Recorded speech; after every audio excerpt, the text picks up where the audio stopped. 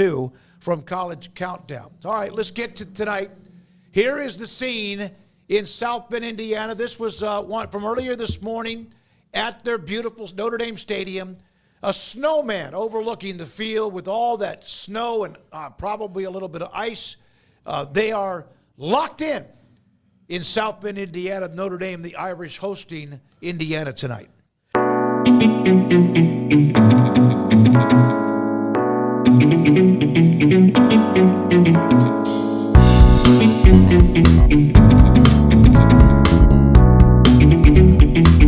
Yeah, I can't wait for this game. I can't wait. I hope it's a little bit snowy. It's not snowing right now. That's where game day is right now out in front of Touchdown Jesus. So hopefully it snows a little bit tonight. I would love to see that. I think both these teams are probably built for this. I particularly think Riley Leonard is built for a game like this. He's gonna have a blast tonight, and I cannot wait to see it. Yeah, well, it's barely over 30 degrees, and there's been snow mixing in and out. So it's been snowing, wet snow this morning, up to an inch, flurries in the afternoon, storm of 1 to 2 inches, and to say even a warning to bundle up for the football game. So, yeah, it's plenty cold, and there's some snow showers expected and some precipitation. So this is what you get. This would be the NFL's nightmare, right? In some ways, they'd be panicking because, oh, my God, it's an outdoor game with weather elements involved. And we've gotten so far away from, not having the perfect indoor environment, it feels like, for a lot of our major games. So to see a playoff game and to see a game with such meaning and to be played outdoors, we've gotten that probably occasionally in some Big Ten games in the regular season, right? But not really, when you think about it, all that much of an impactful end-of-year postseason game that's got weather ramifications to it. So I think that's one of the cool things about having home field advantage if you're a northern team, or if it was December and you're a southern team and it's 85 degrees and you got a team traveling down, not knowing how to deal with the humidity. So that'll probably happen at some point. But, yeah, tonight it probably won't bother Indiana that much, but it'll make for a cool viewing experience for everybody else to know, hey, this is not just some random game. This is a snowy, wintry game, and this is a playoff game. So I think it's perfect for what we want to see tonight. Yeah, it's Indiana. This is like pig and slop for them, too. It's not like they haven't played in snow in the past. And Curtis Rourke, their quarterback, who has been a great story. What a start to the year. And then they had the one loss. Ohio State kind of in the end beat them up pretty good. They've made a nice run to get here. And they kind of buffered themselves late in the year. Unless they just would have stepped on a big turd, they were going to get in the playoff.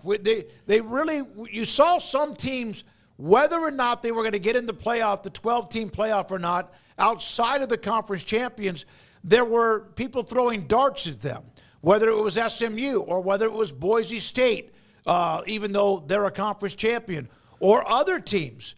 Indiana really kind of had maybe a week or two where people did that, but in the end they coasted to the finish line, and here they are. Look, they're 11-1 in the Big Ten. I mean, what can you really say about them? That would say, yeah, they didn't have the best schedule, but if you want to get it down into the schedule metrics, really, you have to do that for everybody, and I don't think everybody wants to do that because if you point out their schedule, you kind of have to point out Penn State's too, so. Yeah, I think it's valid, the criticism in some ways, because they didn't play anybody except for Ohio State that was ranked, and that was the game that they lost. So you only play who's in front of you. I'm not going to get into the whole Indiana's overrated conversation. I did find it sort of bizarre how they just, for a couple weeks there when it looked like they might push somebody else out, it was freaking out over their schedule. And then at the end, championship week, we're just oh yeah, Indiana's automatically in no matter what.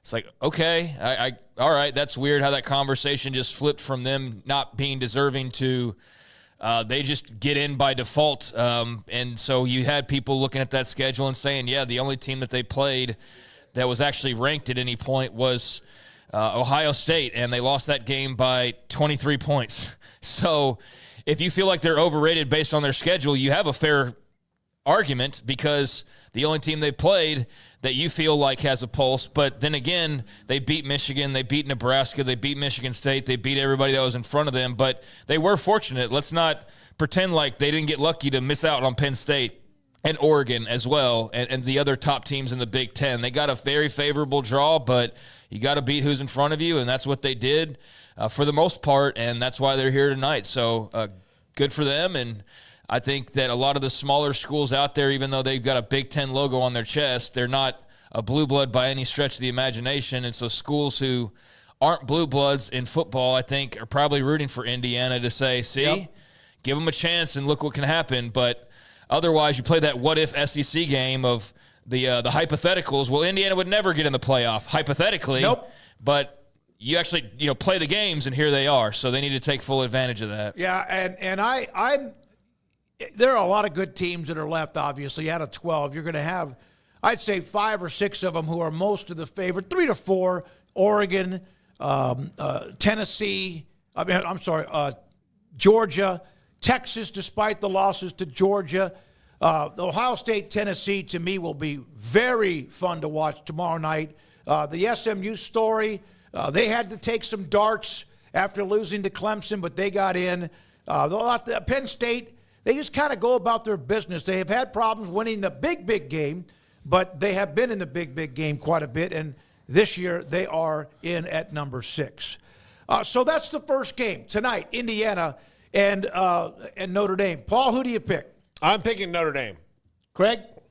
I'm picking Notre Dame. Yeah, I don't have a great feel for this one, but yeah, I'm picking Notre Dame just based on everything we've seen at this point and home field and all of that. But hey, it'd be interesting and fun and a great way to get the playoffs started if Indiana were to say middle fingers to everybody who doubted us. We're going to show you, people who think we haven't played anybody, we're going to roll into South Bend and win the first ever expanded playoff game. So they can go do that tonight and shut a lot of people up and move on to the next round. But yeah, I think putting my own money on it, I picked the Irish in this one. All right. Then, of course, tomorrow there are 3 games. The first one is SMU Penn State up at Happy Valley. It will be bitter cold up there, too. SMU, it's not like they haven't had to play in cold weather. Well, what a great story with Rhett Lashley. Think about Coach of the Year. And we voted for it, a couple of different. The Eddie Robinson and also Maxwell had their Coach of the Year. But with what Cignetti did at Indiana, Lashley at SMU, Dillingham at Arizona State, and really Kalani Sitake until at the end with BYU. And there's probably 1 or 2 we're not thinking about. But, boy, what a run it's been for Rhett Lashley and SMU. A dream year in their first year in the ACC. Penn State, 11 o'clock kick tomorrow. Yeah, I'm straight up and down excited about the whole thing. Tell me if I'm wrong on this. And maybe it's just because I'm biased because we've had Rhett on the show a million times. Rhett, to me, is kind of a cool guy coach. Like, he's dangerous, and he'd be like the Indiana Jones of this thing. James Franklin feels to me like the guy that Indiana Jones has to save from the pyramid or something. Like, he's tense, he's smart, but he's really too uptight, and in big moments, it doesn't seem to work out. I don't think this is the same kind of big moment necessarily than playing in Ohio State or someone, but this is a huge game for Penn State, and I think SMU, I think SMU can go in there and win. Yeah, I definitely think they go in there and win. I mean, they're a really good team, and they're in the playoff for a reason. So I think SMU's got a legitimate shot. Penn State has far more pressure on their shoulders. I think they have all the pressure on their shoulders. SMU even being in this position was completely unexpected. Nobody would have predicted that except for maybe the biggest homer of homers. I mean, totally almost delusional type people would have had to have picked that. And even with the small fan base, I've seen firsthand SMU has their fair share of those folks. But, hey, some of them, I guess, turned out right. And so it's a really big deal. And the fact that they got here before A&M or any other Texas school not named Texas, I think, is a really big deal. But particularly, I think when you look at an A&M and their pride level and their resources and everything, they probably take it a lot more personally than Baylor, Tech, TCU. I mean, TCU's been in the playoff. Texas has been in the playoff. Now here's SMU beating some of the other Texas schools to get there. But I think that really smarts A&M probably more so because they should have been there before in SMU, right, based on everything at their disposal. So SMU has a chance to take it even further and go win a game. I think they've got a legitimate shot.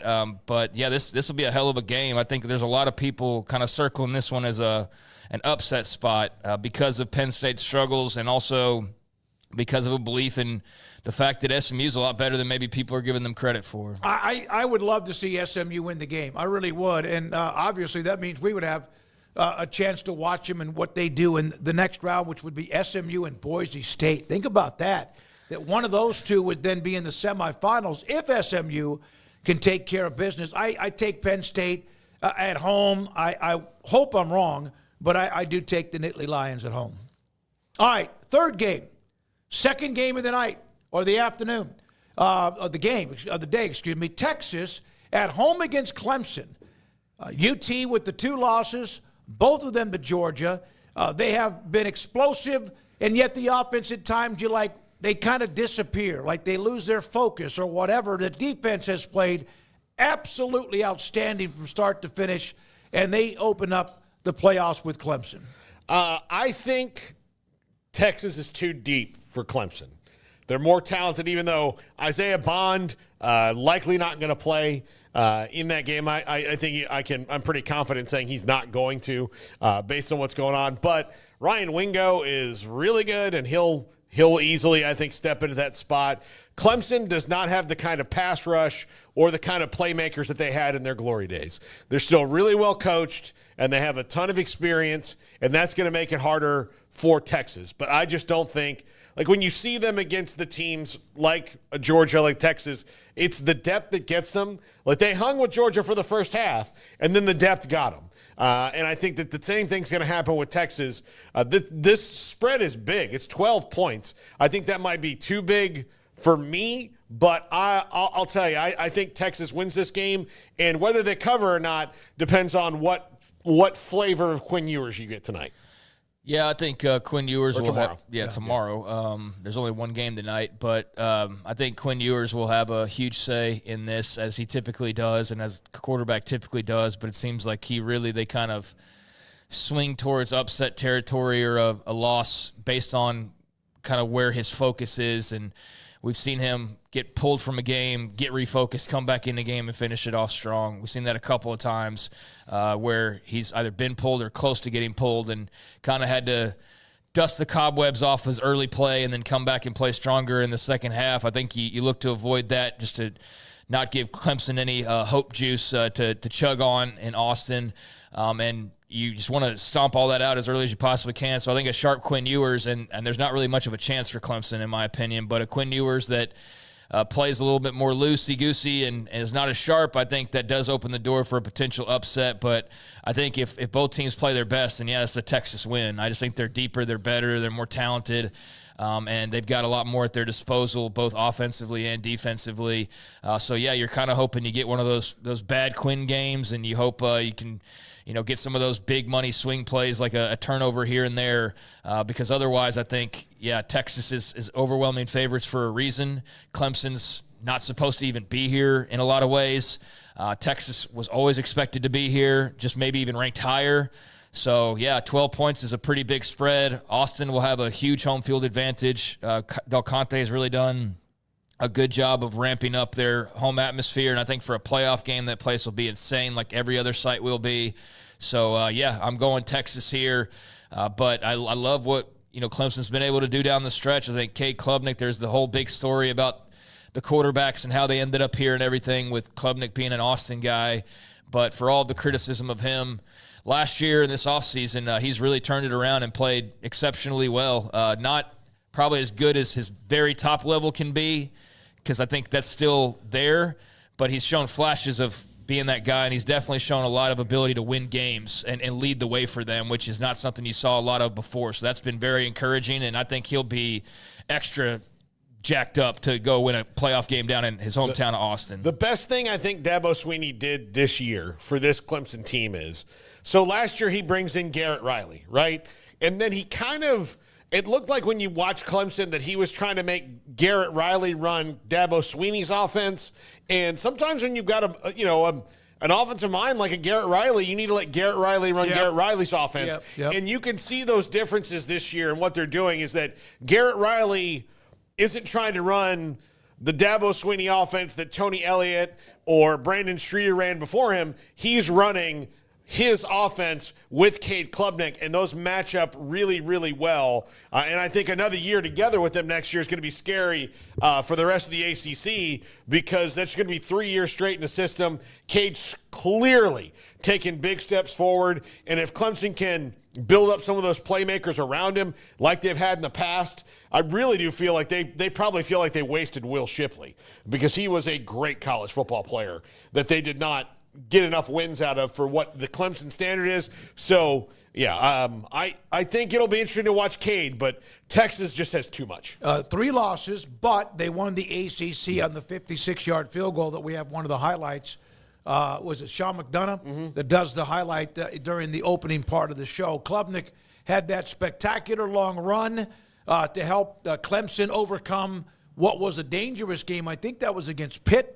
And he has played a lot better, but I just think Texas's defense is – I think Clemson's offense will struggle like everybody has against Texas's defense throughout the year. And then there's Ohio State, Tennessee, and Columbus. These 2 teams can tantalize you.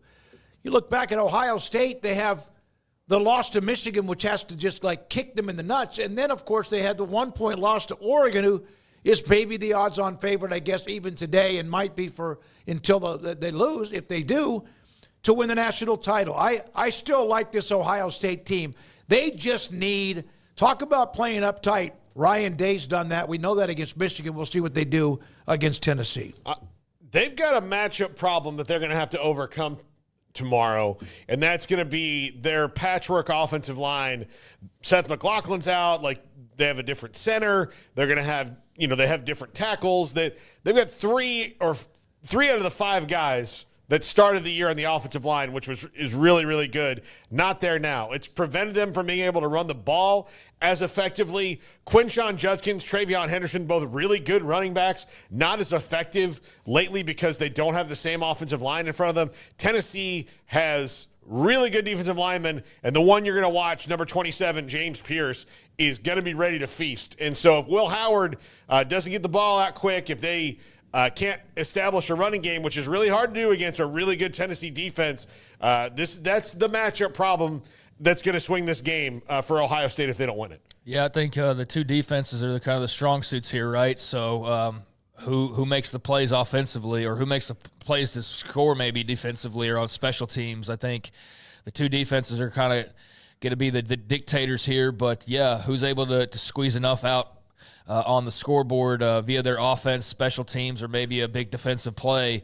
But, yeah, this is the game that if I could pick one to go to, this is the game I'd go to without question. I think Texas and Clemson would be fun. I think SMU, Penn State would be cool. I think, any of these would be great. Notre Dame, Indiana, that'd probably be last on my list. A playoff game at Notre Dame would be cool. But, sure. I'm not from Indiana, so I don't really have – I have zero attachment to either one of those schools.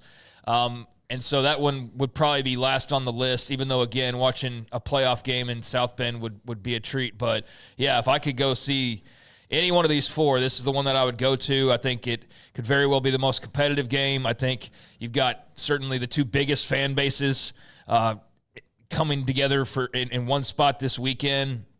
And, the horseshoe is going to be off-the-wall crazy. This is going to be a damn scene. But, yeah, the defenses are both great. But plenty of questions on offense and plenty of questions about, some of the quarterback play as well to make this one a bit of a wild card. Not sure exactly what to expect and very curious about who is the one that dictates who ends up winning this game. Is it a Will Howard? Is it a Nico? Or is it somebody else? Is it Ohio State's star freshman stud, astronomically great wide receiver? Who are the stars of this playoff in all of these games? It's going to be, one of those things we talk about whenever we come back from Christmas, and there's plenty to choose from in this game. But, yeah, this is going to be awesome. I lean Ohio State, but there's part of me that's rooting for Tennessee just to see the Ryan Day reaction and what that would be like if he were to drop this game at home.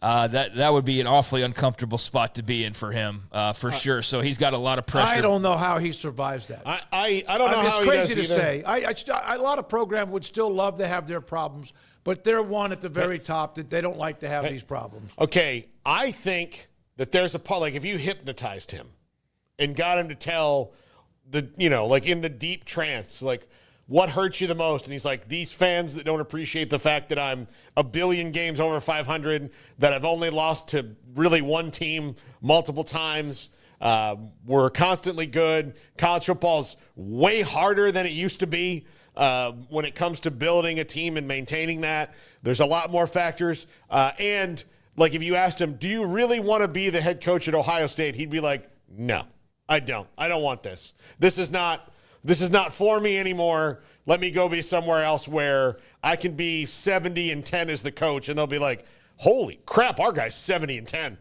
Like, as opposed to our guy, your guy's 70-10. So he didn't beat Michigan.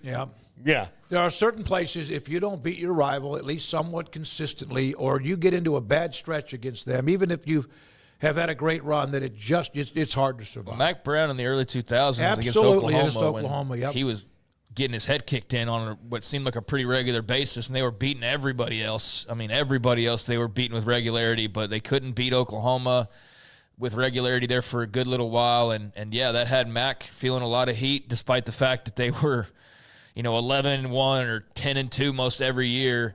But, I mean, there's 1,000 other examples of that. But Bobby Bowden in Miami was never really on the hot seat. He beat them enough, though. Like, he would – the problem with Miami was when he'd beat them, it wouldn't come down to the end. When it came down to the end, they would lose. But in the close games, Miami had them. And that's where, look, Bobby Bowden probably would have never lost that record to Joe Paterno in the first place had Miami had some kicks going the right way. Osborne couldn't beat Switzer, but there have been some like that. Craig, you want to continue on that? No, there's probably thousands of other examples over the course of time. Just that's one I think of is remembering all the backlash that Mack got there in the early 2000s, because that was the bugaboo they couldn't get over. Then they eventually did. They won the title, and then it's gone back and forth basically since then. But no, I mean, Ryan Day suddenly can't beat Michigan. And, if you can't do that, and then you're also not taking it, okay, well, we lost to Michigan, but we at least went and won the title. It's like, no, not only did you not win the title, but, Michigan also won that too. So, that's a triple whammy for you if you're Ryan Day. Oh, yeah, the national title. He's having to go up against that. So I think he's got by far the most pressure of any head coach rolling into this weekend's games, because everybody else is on a very sturdy seat where you're not feeling much pressure at all off the top of my head. Like, Rhett Lashley could get a lifetime contract. Steve Sarkisian could get a lifetime contract. Kurt Signetti get a lifetime contract. Like, Dan Lanning's in great – I mean, all these guys, the only one that I can think of – James Franklin, though. James Franklin's feeling pressure. But it even feels like Ryan Day's is another level, because with James Franklin, it's kind of like this is like who he is. With Ryan Day, there's more expected, in a way. And there's a hated rivalry. Right. That doesn't mean Penn State doesn't have one or others, but that's you can't sleep at night. One thing about Mack, he won 9 games his first 3 years with Oklahoma. Of course, Oklahoma won the 2000 national title. And then he won 9 straight years. He won 10 games or more, 11-2, 11-2, and 10-3, though, before the national title. And look what he ended up doing before and afterwards. And yet not that he was like on shaky ground, but even he was taking heat despite what he was doing in Texas. So there we are.